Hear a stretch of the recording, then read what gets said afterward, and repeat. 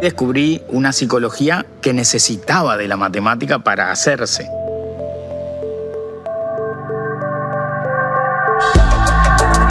No podemos seguir pensando a los maestros y a los profesores como profesores pizarrón. Eso es un modelo de educador que ya no es compatible. El pensamiento computacional en términos de programa de acciones que logran un objetivo global me parece clave para entender el mundo actual.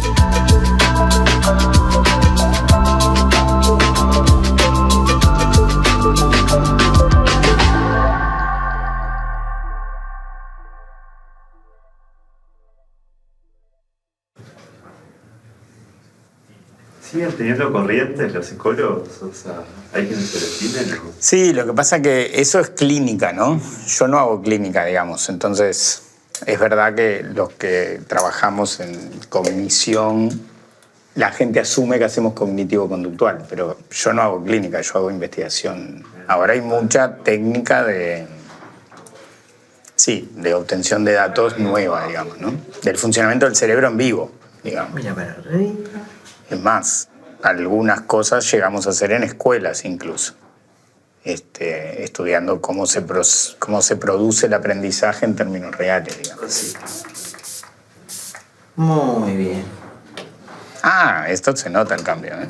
¿Viste? Bien.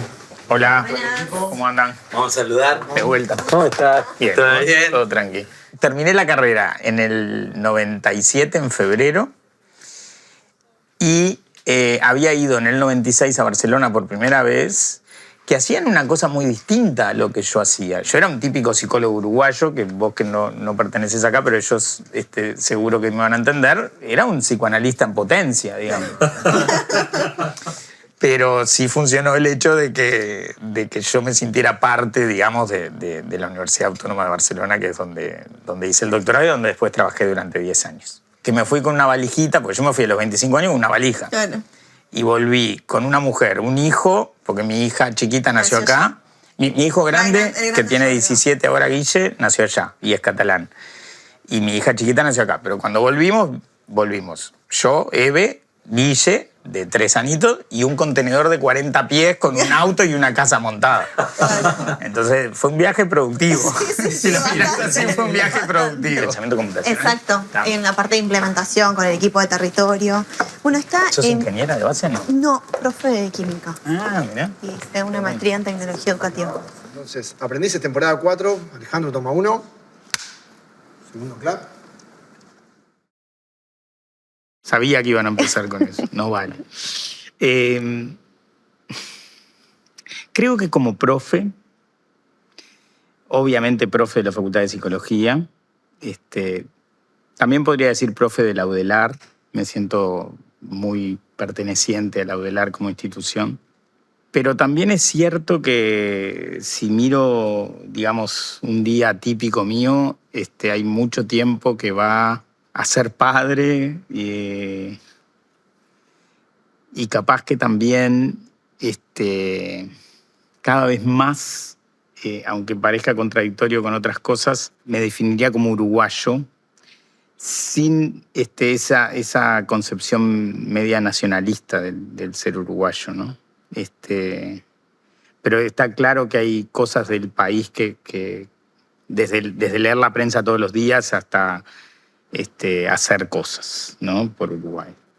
Esto que decías que te definís como profe, ¿siempre soñaste con ser profe? ¿Qué soñabas ser de niño? Bueno, la típica, ¿no? Cuando era chiquito creo que decía que iba a ser astronauta, como tantos niños.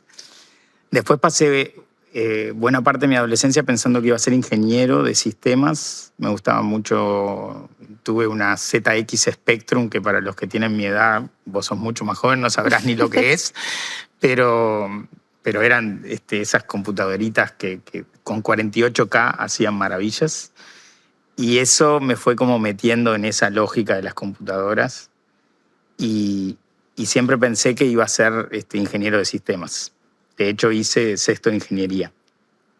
Pero ahí pasó algo que me hizo ver que capaz que la matemática en ese momento para mí podía llegar a ser demasiado abstracta, demasiado alejada de lo humano. Y entonces empecé a buscar otras opciones, me anoté en economía y en psicología. Y bueno, después me decanté por psicología, todavía me tira la economía, te diría todavía. Pero ser profe nunca lo había pensado hasta que empecé la carrera académica. Durante toda la carrera de psicología yo trabajé como profe de matemática en un instituto privado. Entonces ahí sí había algo de profe, pero no profe de facultad.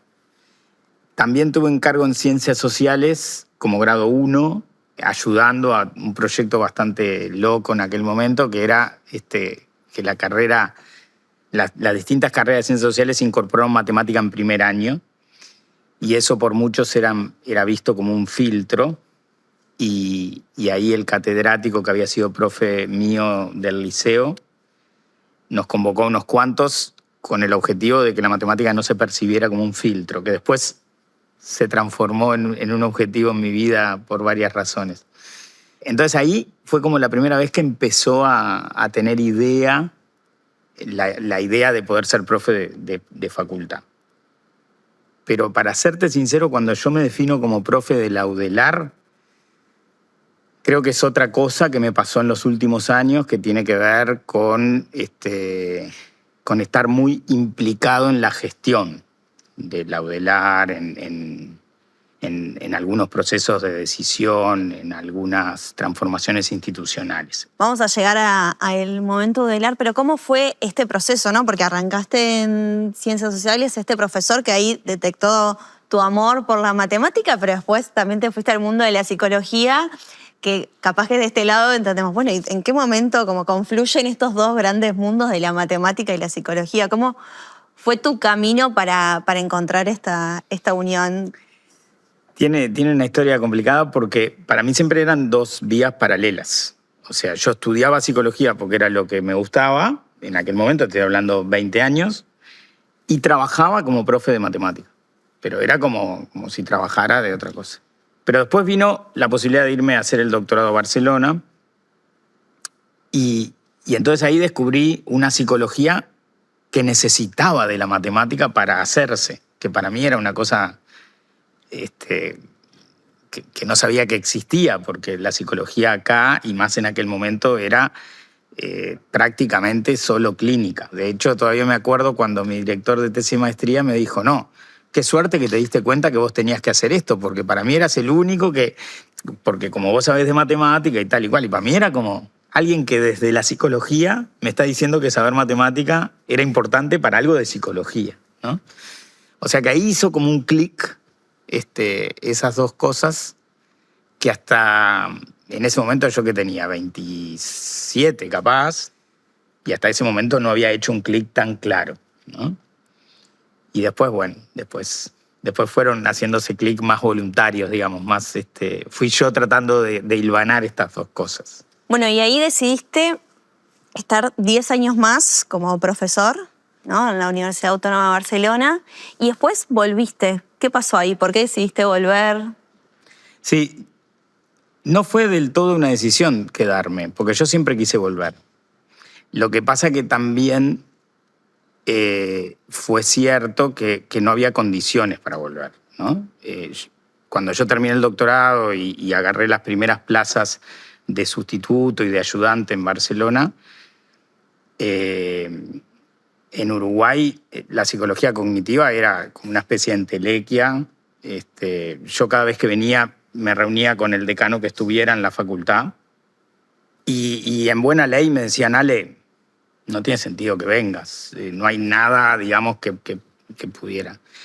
Eso empezó a cambiar en el 2007, cuando gana el decano Leopold, y gana con un proyecto de academización de la Facultad de Psicología, pero también de incorporación de nuevas perspectivas.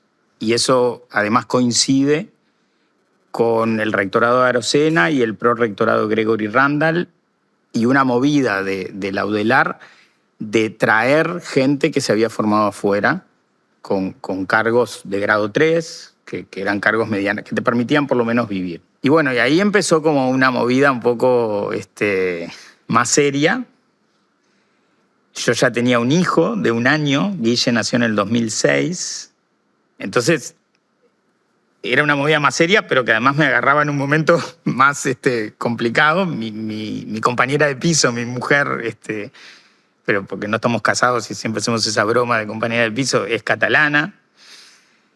Por suerte siempre supo que yo me quería volver, entonces no fue ninguna sorpresa. Pero bueno, la verdad es que empezamos a trabajar con Luis, que estaba de decano en ese momento, y a armar toda una propuesta de hacer un doctorado en psicología. Psicología no había doctorado en psicología. Entonces, junto con Luis y otros profes que eran doctores, empezamos a armar eso, y eso me fue como trayendo, ¿no? Bueno, Alejandro, contanos un poco más qué es este mundo de las ciencias cognitivas. ¿Qué estudian? Bueno, básicamente estudia cómo los seres humanos procesamos información. Eso es bastante parecido a decir cómo aprendemos, y de ahí los vínculos medios naturales con el proceso educativo, ¿no? La facultad creó el CIPSI, le dio un espacio, montó 2 laboratorios, uno de psicofisiología y otro de psicofísica. Y si bien eso está buenísimo y para Uruguay fue una novedad poder hacer investigación básica en psicología, nosotros rápidamente nos dimos cuenta que capaz que en un país con tantos problemas era un lujo de alguna manera que la ciencia cognitiva solo tuviera un anclaje básico. Entonces, justamente de la mano de Ceibal, porque fue en 2013 que empezamos a pensar a partir de algunas lecturas de cómo se vinculaba la percepción visual, que era lo que yo estudiaba originalmente, con, por ejemplo, el aprendizaje de la matemática de los niños. Y de hecho, los niños empiezan a aprender matemática, o por lo menos relaciones numéricas, a partir de lo que perciben y a partir de entender que acá hay más pelotas que ahí y cosas de ese estilo. Y ahí hicimos el primer proyecto grande, con mucho apoyo en aquel momento de Miguel Brechner. Y entonces hicimos un primer proyecto de investigación con 1000 niños, con las primeras 1000 tablets que llegaron. Que fue una locura, porque además nosotros, bueno, por un lado nosotros no sabíamos hacer experimentos tan grandes, no teníamos experiencia, y por otro lado Ceibal tampoco tenía experiencia. En verdad eso fue el proyecto inicial que nos metió en las cuestiones más educativas. Ciencia cognitiva y educación terminó siendo una parte muy importante del CIPSI en aquel momento, y en determinado momento nos dimos cuenta que si seguía creciendo en el CIPSI la parte de ciencias cognitivas y educación, iba a terminar como fagocitando a la parte de investigación básica. Entonces, por suerte, obtuvimos financiamiento del espacio interdisciplinario, que es una estructura central de la universidad, y se movió toda la estructura de ciencia cognitiva y educación para el espacio interdisciplinario. Es lo que ahora se conoce como CICEA, que es, por suerte, bastante conocido y bastante reconocido en Uruguay como que hacemos esas cosas, ¿no? Y quedó en el CIPSI la parte más básica de investigación básica. Y en CICEA, bueno, fueron desarrollándose distintos proyectos. La verdad que ahí se creó un ecosistema muy, muy potente de interacción entre la educación y la ciencia cognitiva, fundamentalmente en esas 4 áreas, ¿no? Matemática, lenguaje, desarrollo, te diría, y tecnología. ¿Cómo fue este proceso? Porque me imagino que también el involucrar el sistema educativo con la academia no debe haber sido fácil, porque yo como docente también lo digo. A veces los docentes vemos a la academia como muy alejada, ¿no?, de la práctica de aula. Entonces, ¿cómo ves ese proceso y cómo lo ves hoy a esta interacción? Lo veo mucho mejor que antes, pero también veo todo lo que falta. Todavía está en debate cuáles son los mejores mecanismos para que el sistema educativo se apropie de eso, ¿no? Yo creo que ahí hay una disyuntiva muy clara, que es: no podemos seguir pensando a los maestros y a los profesores como profesores pizarrón, le llamo yo, ¿no? Es decir, te pago por las horas que estás enfrente al pizarrón. Eso es un modelo de profesorado, de educador, que ya no es compatible con el mundo actual. Porque el maestro, el profesor de química, física o lo que fuera, tiene que tener un tiempo pago donde pueda sentir que se va, aunque sea a leer, no tiene por qué ser un artículo de investigación, puede ser también una nota de prensa, pero es parte de su formación, ¿no? Y tenemos que poder articular un sistema que incorpore esa variable. Quizás el modelo tenga que ser algo como, bueno, todos los maestros tienen que tener una mañana libre para este tipo de cosas. Y hay que poder lograr que no haya solo un maestro para una clase, sino que haya maestros itinerantes que puedan cubrir esas mañanas libres en las escuelas. Algo de eso ya estamos probando, por ejemplo, en alguna escuela, como modelo a ver cómo funciona. Pero no podemos seguir con una cosa de horas pizarrón, porque además mata la posible creatividad. Eso es lo otro que no entendemos. No es solo para estudiar, es también para pensar. ¿Y qué pensás sobre todo con yo creo que temor que a veces tenemos los docentes o los padres también, ¿no? Con este nuevo planteamiento de una educación más enfocada, en las competencias, en las habilidades que tienen que adquirir los chiquilines de hoy para hoy, para su vida, pero también para el futuro, sobre todo en este mundo tan rápido que va cambiando, pero que también entra como este temor a si están preparados para como afrontar la universidad, ¿no? Que a veces surge en los docentes, de si los estamos preparando también como para ser universitarios. A vos como profesor de la UDELAR, ¿qué opinión te merece? Viste que a veces las palabras las cargamos como de ideología falsamente, ¿no? Yo creo que con competencias ha pasado eso, ¿no? Se ha cargado como de... Parece que si hablas a favor de competencias ya tenés todo un prontuario y si hablas en contra, otro prontuario. La verdad que a mí eso me molesta intrínsecamente porque es pauperizar el lenguaje, la comunicación, el pensamiento, ¿no?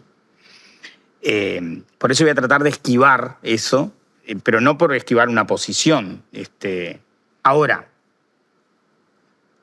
lo que está pasando es que los gurises leen mucho menos, incluso que nosotros, que yo no recuerdo que leyera mucho.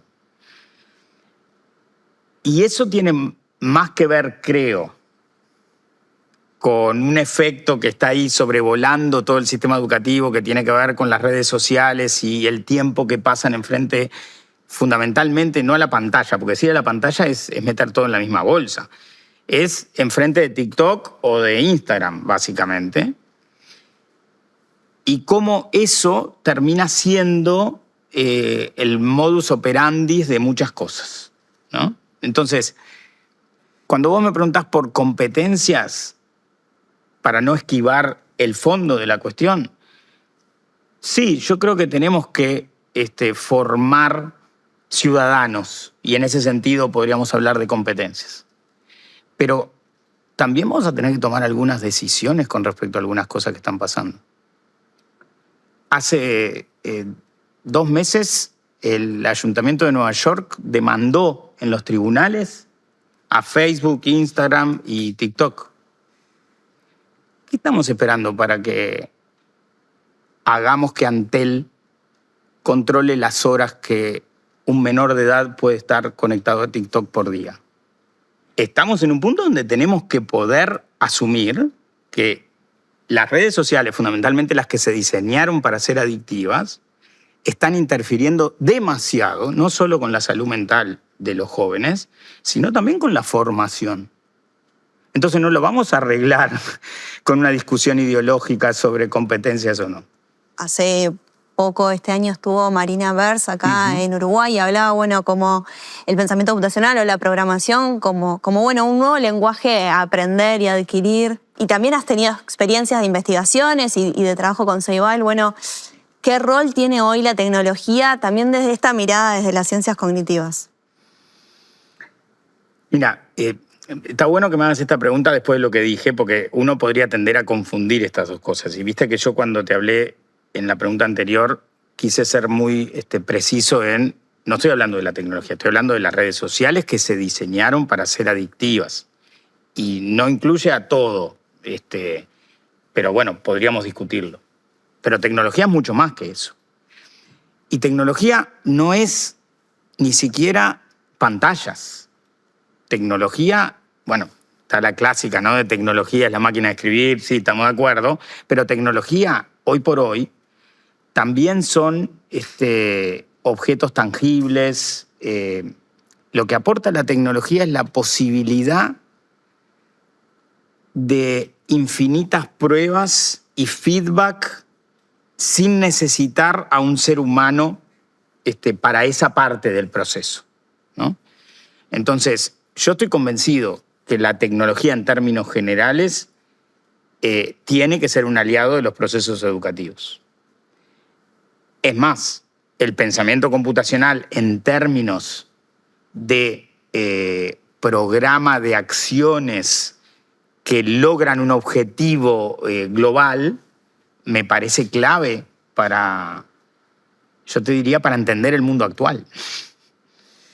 Yo creo que enseñar pensamiento computacional, acercar a los gurises a entender cómo funciona una máquina, es algo que nos debemos también como Estado. Porque, ¿sabes? Una de las cosas que hace más daño de ver a los gurises con el celular todo el día es que pensamos que saben de computación.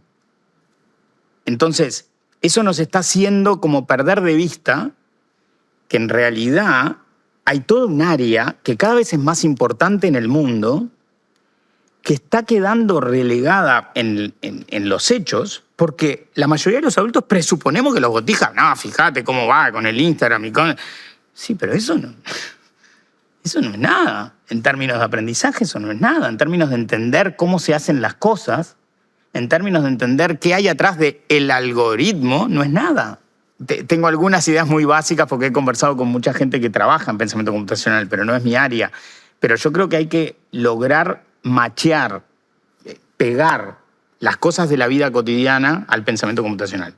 Gustavo Armaño, que es un ingeniero que colaboró con nosotros mucho tiempo, juega con sus hijos a adelante 20, derecha 90, que era el logo de nuestra época. Los programas. ¿No? Exacto. Pero en la vida, ¿no? Tipo, para guiarlo a... ¿Dónde está el tenedor, papá? Adelante 20, derecha 15, ¿no? Y así. Y me pareció una idea genial, ¿no? Incluso para implementar en aulas de chiquitos o cosas de ese estilo. Después me contaron mis amigos que trabajan con ustedes que hacen esas cosas, no es un gran invento. Pero yo creo que sí, que esos son los tres lenguajes del mundo, ¿no? La matemática, la lengua en términos de lengua escrita, del mundo actual, y el pensamiento computacional o la programación o como quieras llamarlo, ¿no? Pero eso de ser mi corazoncito, tengo la intuición de que en los tres hay reglas matemáticas de fondo. Y por lo tanto, tiendo a pensar que si hubiera que poner un orden, yo empezaría por matemática. Pero adjudicalo a que trabajo en eso.